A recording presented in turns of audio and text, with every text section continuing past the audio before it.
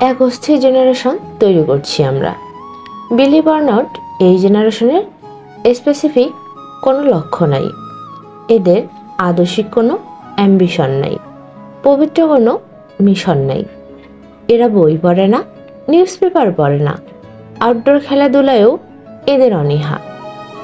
এরা রৌদ্রে হাঁটতে পছন্দ করে না, বৃষ্টিতে ভিজতে চায় না, কাদামাটি, ঘাস, লতাপাতা এদের অ্যালার্জি।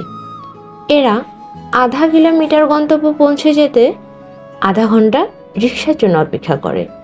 এরা অস্থির, প্রচণ্ড রকম অস্থির এক জেনারেশন।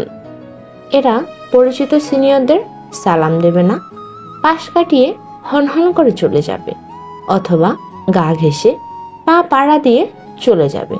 সরি বলার টেন্ডেন্সি এদের মধ্যে নেই।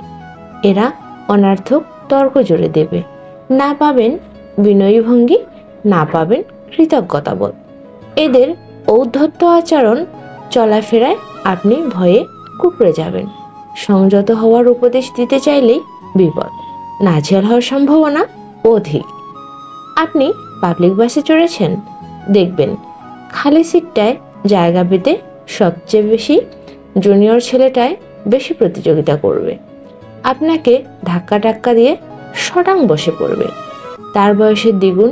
এই যে আপনি দাঁড়িয়ে দাঁড়িয়ে দেখা ছাড়া কিছুই করার থাকে না।